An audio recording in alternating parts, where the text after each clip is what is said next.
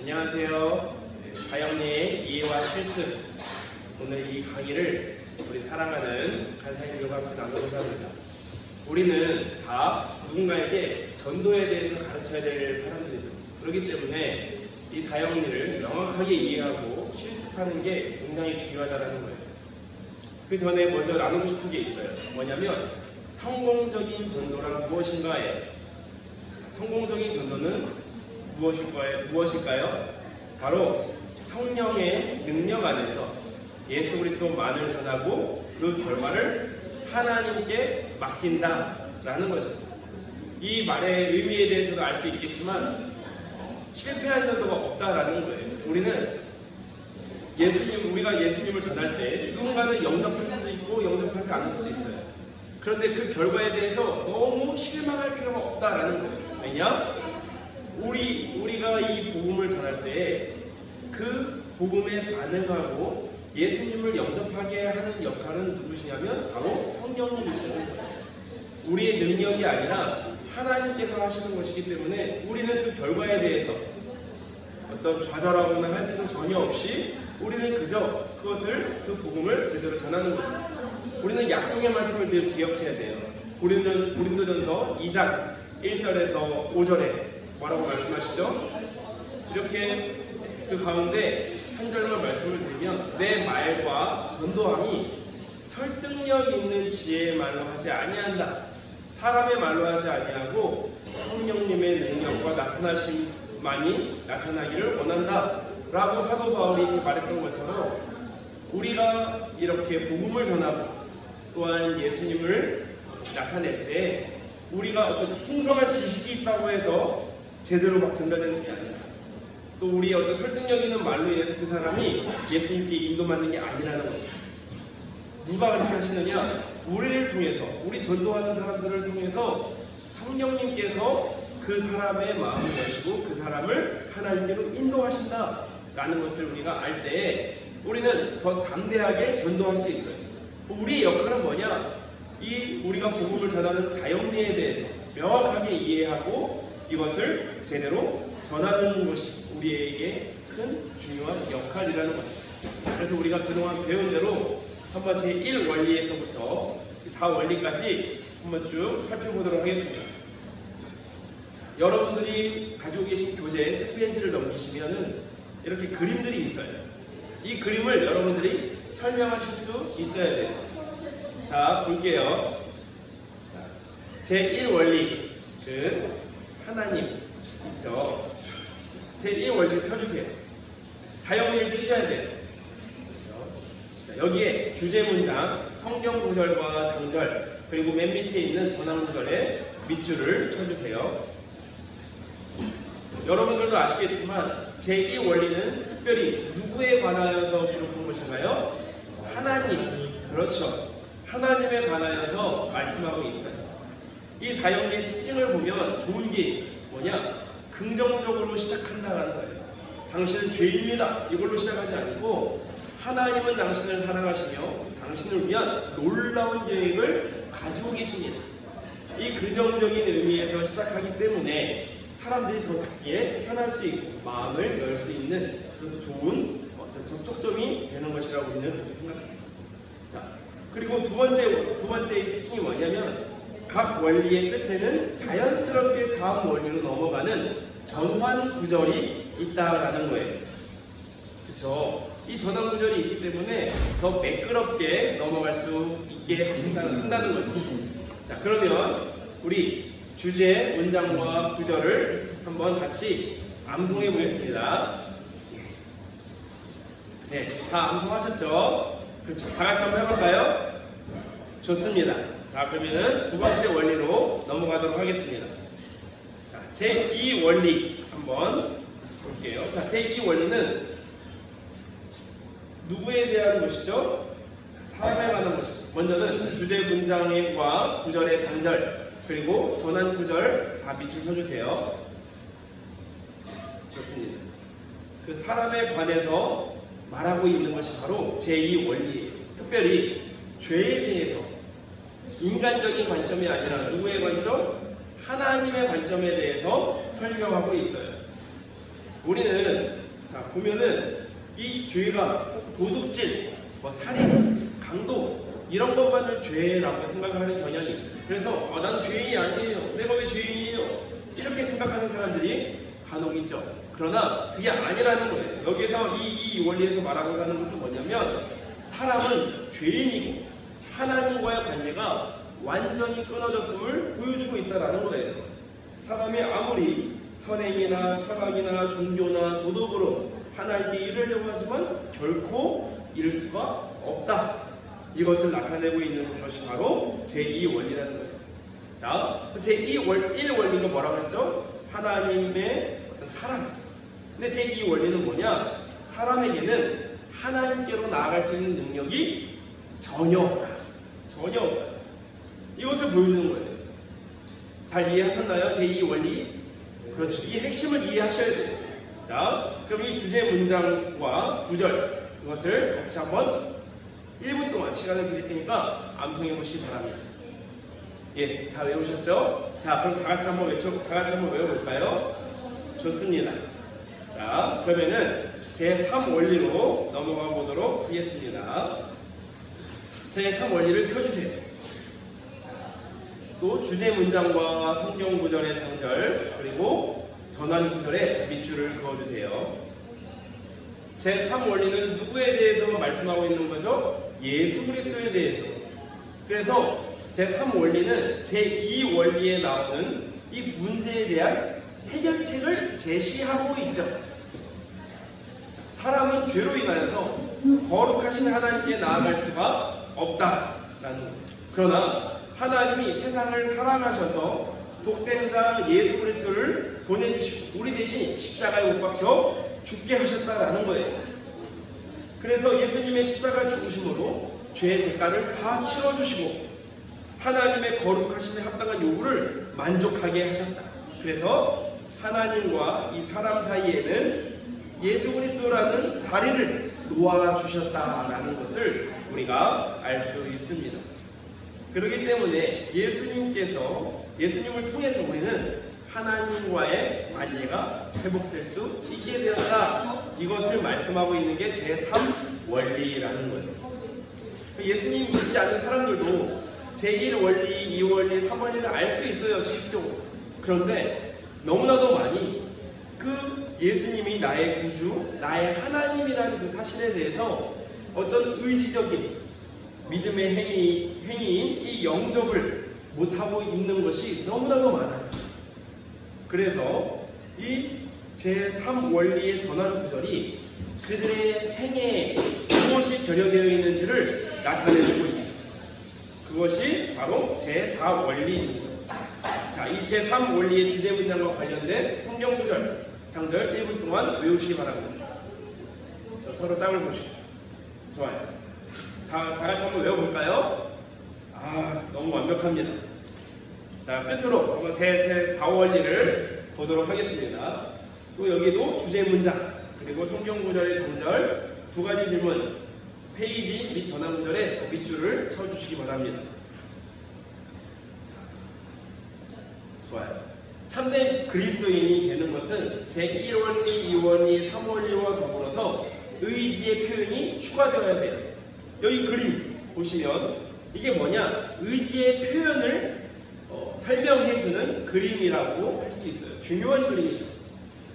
그리스도께서 우리 죄를 위해서 대신 죽으신 사실을 지적으로 아는 사람은 참 많아요. 근데 예수님을 나의 구주, 나의 하나님으로 믿음과 의지의 행위를 통해서 영접하는 방법을 아는 사람은 드물어요. 그렇기 때문에 이 그림 밑에 두 질문은 우리 사람들이 그리스도와 개인적인 관계를 맺기 원하는지의 여부를 묻는 아주 중요한 질문이에요. 이 두 가지 질문이 뭐죠? 당신은 어느 그림이 당신의 삶에 더 잘 설명하고 있습니까? 두 번째 그 질문이 뭐예요? 또 당신은 어느 그림에 속하게 되기를 원하십니까? 굉장히 중요한 진단 질문이라고 할 수 있어요. 근데 여기서 우리는 전환 구절이 이 듣는 사람으로 하여금 기도할 수 있도록 인도해야 되는 거예요. 중요한 거죠. 다음은 예수 그리스도를 어떻게 영접할 수 있는가를 설명해주고 있습니다. 이 말을 딱 들었을 때 아, 예수님을 이렇게 영접할 수 있구나라는 것을 그 마음 가운데 그 새신자가 될 사람이 그거를 깨달아야 된다는 거죠. 이것을 우리가 제4원리에서 잘 인도해 주셔야 되는 거예요. 알겠죠? 네. 그러면 한번 또 암송 시간을 가지도록 하겠습니다. 좋습니다. 자, 우리 한번 다 같이 외워볼까요? 예, 잘하셨습니다. 이 사형리의 주제 문장과 성경 구절 우리 한번 1을 원리에서 하나님은 당신을 사랑하시며 당신을 위한 놀라운 은혜를 가지고 계십니다. 1을 원리에서 이 4원리까지 한번 다 함께 암송해 보도록 하겠습니다. 아주 좋습니다.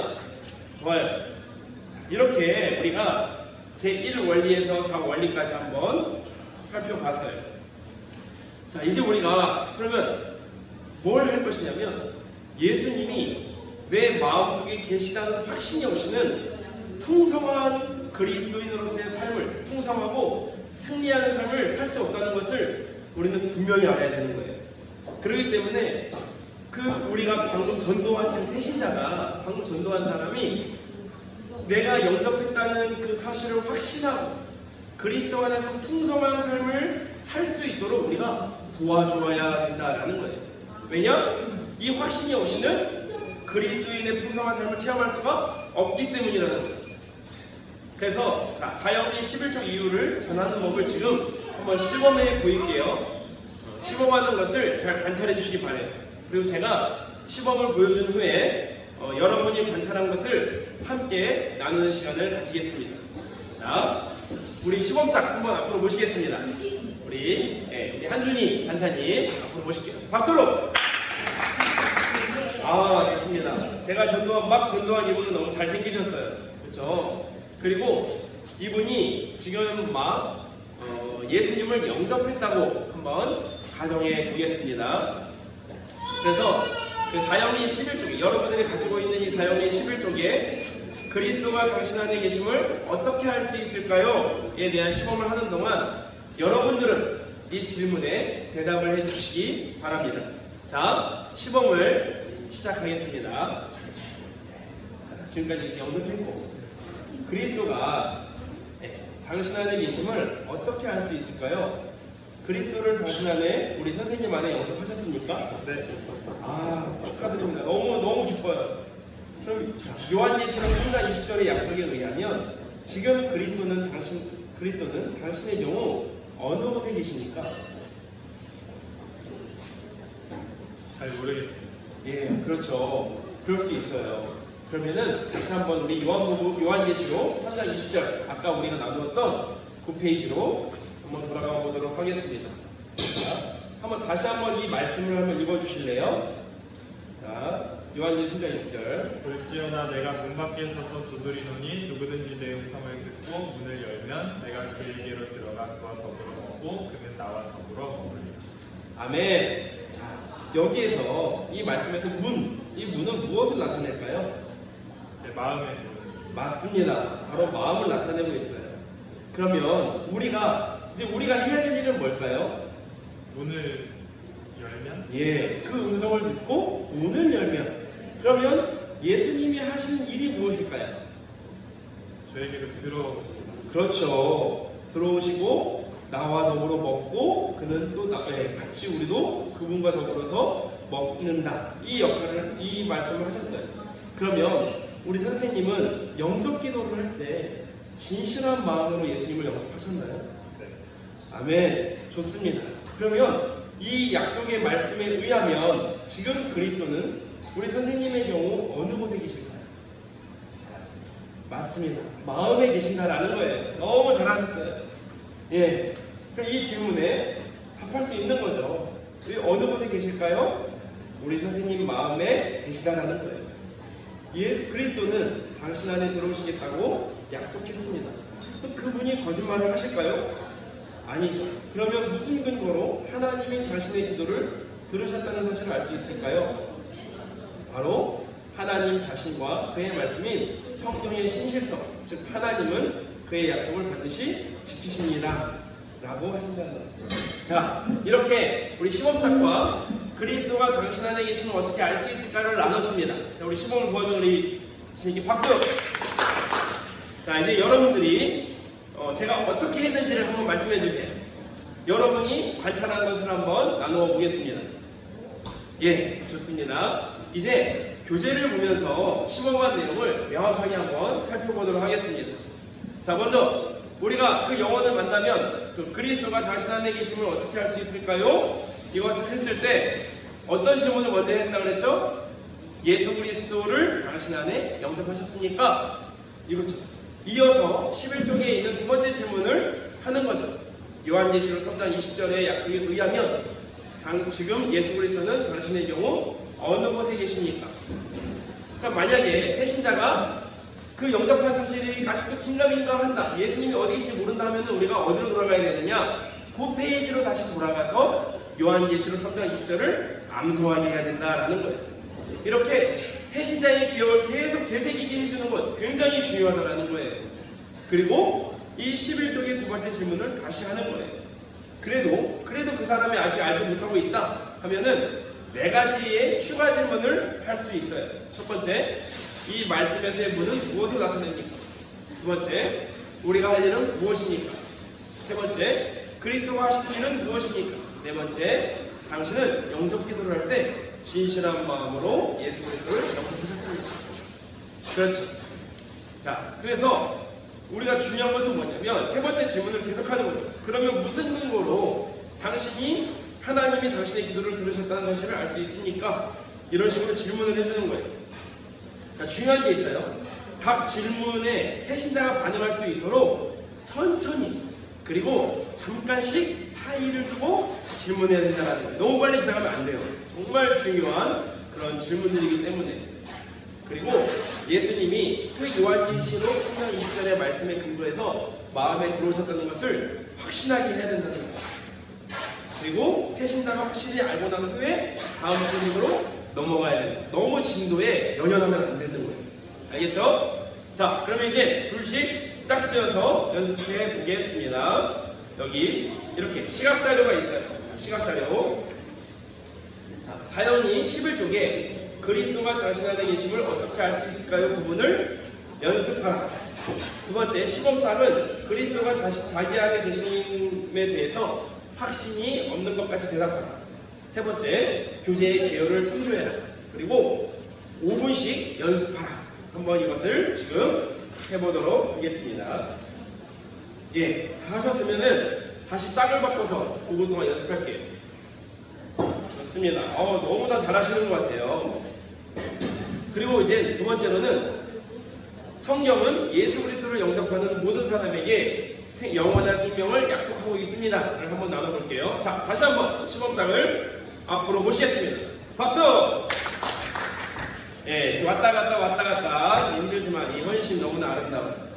자, 시범하는 것을 잘 관찰해 주시고 여기에 대해서 한번 잘 나눠주시기 바랍니다. 한번 시범을 시작하겠습니다. 예, 선생님 이렇게 약속을 반드시 지키신다고 하셨어요. 또 성경은 예수 그리스도를 영접하는 모든 사람에게 영원한 생명을 약속하고 있습니다. 또 증거는 이것이니 이것을 한번 읽어보시겠어요? 또 증거는 이것이니 하나님이 우리에게 영생을 주신 것과 이 생명이 그의 아들 안에 있는 그것이니라. 아들이 있는 자에게는 생명이 있고 하나님의 아들이 없는 자에게는 생명이 없느니라. 내가 하나님의 아들의 이름을 믿는 너희에게 이것을 쓰는 것은 너희로 하여금 너희에게 영생이 있음을 알게 하려 합니다. 아멘. 예, 여기 말씀에 보시면 하나님이 우리에게 주신 것이 무엇이라고요? 영생이죠. 그럼 이 생명은 지금 어디 안에 있어요? 그의 아들 안에. 예, 그의 아들. 여기에서의 그의 아들은 예수님을 말씀하고 계세요. 그러면 우리 선생님은 하나님의 아들 예수님을 모시고 있나요? 예, 아멘. 아들이 있는 자 생명이 있다라고 하셨어요.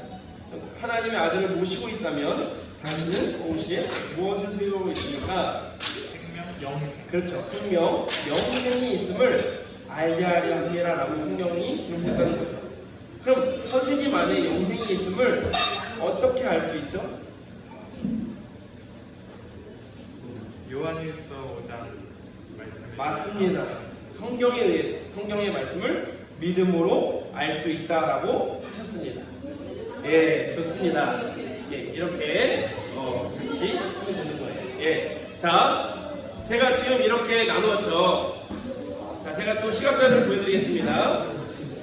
이렇게 집중해 주세요. 좋습니다. 성령인 예수 그리스도를 영접하는 모든 사람에게 영원한 생명을 약속하고 있습니다를 제가 지금 시험작가 나왔어요. 그래서 새신자로 하여금 요한일서 5장 11절과 13절을 소리내서 읽게 해주세요. 이걸 읽게 하시고 하나하나 짚어가면서 하나님이 우리에게 무엇을 주셨습니까? 이 생명이 어디에 있습니까? 당신 안에 예수 그리스도가 어디 계십니까? 예수님이 당신 안에 계시다면 당신은 무엇을 소유하고 있습니까? 이 질문들에 다 말씀을 보게 하면서 답을 하게 해주시면 됩니다. 자, 알겠죠? 한번 둘씩 짝지어 연습해 보겠습니다. 여기 개요를 참고하셔서 한번 보도록 하겠습니다. 예, 좋습니다. 예, 짝을 바꿔서 연습해 주시기 바랍니다. 예, 좋습니다. 잘하셨습니다. 바로 현장에 나가서 전도하셔도 되겠어요. 그리고 이렇게 가르치셔야 되는 거예요. 자, 마지막으로 이제 세 번째, 예수 그리스도께서 당신 안에 들어오셔서 영원히 떠나지 아니하심을 항상 감사하십시오를 마지막으로 나누도록 하겠습니다. 자, 또 똑같이 이제 시범장을 통해서 관찰하시고 말씀해 주시기 바래요. 자, 시범을 시작하겠습니다. 예수 그리스도께서 당신 안에 들어오셔서 영원히 떠나지 아니하심을 항상 감사하십시오. 이거 한번 읽어봐 주실래요? 그가 친히 말씀하시기를 내가 결코 너희를 버리지 아니하고 너희를 떠나지 아니하리라 하셨느니라. 아멘. 네, 이 말씀에 의하면 예수 그리스도를 개인적으로 영접한 후에 그분이 선생님을 떠나실까요? 예, 떠나지 않는다라고 하셨어요. 예수님이 결코 당신을 떠나지 않으신다면 우리 선생님은 그분을 일생 동안 몇 번이나 영접해야 될까요? 그렇지, 한 번이면 됩니다. 한 번이면. 그래서 영접한 순간부터 살아계신 그분은 당신 안에 거하시고 당신은 영원한 생명을 얻었음을 명심하세요. 하나님은 결코 속이지 않습니다 라고 말씀하셨다라는 거예요. 자, 이렇게 지금 보셨죠? 이것을 먼저 13장 5절 하반절을 읽게 하여 주시고 그 다음에 질문을 하셔야 돼요. 두 가지. 이 말씀에 의하면 당신이 예수님을 영접한 후에 그분이 당신을 떠날까요? 아니요. 그리스도가 당신을 떠나지 않으신다면 일생 동안 몇 번이나 영접하면 될까요? 한 번이요. 그쵸? 이것을 짚어주셔야 돼요. 때때로 새신자들은 죄를 지으면 하나님 자기를 떠나셨다고 생각할 수 있어요. 그러나 그게 아니다라는 거. 예수님은 절대 나에게 떠나지 않으신다는 것을 우리는 확신할 수 있도록 도와줘야 된다는 거죠. 좋습니다. 우리 수고해준 우리 시목자이 박수! 자, 이제 둘씩 짝지어 연습하겠습니다. 좋습니다. 예. 자, 이렇게 우리가 시목장을 통해서 했고요. 마지막으로 사연이 12쪽에서 12쪽을 읽어드리도록 하겠습니다. 그래서 여러분들 감정에 의존하지 마십시오. 우리의 믿음은 하나님과 그의 말씀을 성경에 근거하는 것이지 하고 쭉 읽어 나가시면 됩니다. 그리고 특별히 이 12쪽에 나오는 이 그림, 기관차 그림을 봐주시면 사실과 믿음과 감정의 관계가 있죠. 기관차는 객차가 있으나 없으나 달릴 수 있죠. 그러나 객차로 기관차나 연료차를 끌려고 하는 것은 어리석은 일이에요. 마찬가지로 그리스도인도 느낌이나 감정에 의존하는 것이 아니라 하나님과 그의 말씀의 신실성의 믿음의 근거를 두는 것이라는 것을 우리가 알기를 원합니다. 자, 이렇게 다 우리가 이해했고요. 과제가 있어요, 여러분. 사형리 책들을 최대한 많은 사람에게 읽어주세요. 그래서 하나님께서 다른 사람을 그리스도께 인도하는 데 훈련생들을 사용해 주실 것을 우리가 기대하고 함께 기도하길 바랍니다. 알겠죠? 기도하겠습니다. 예, 좋습니다.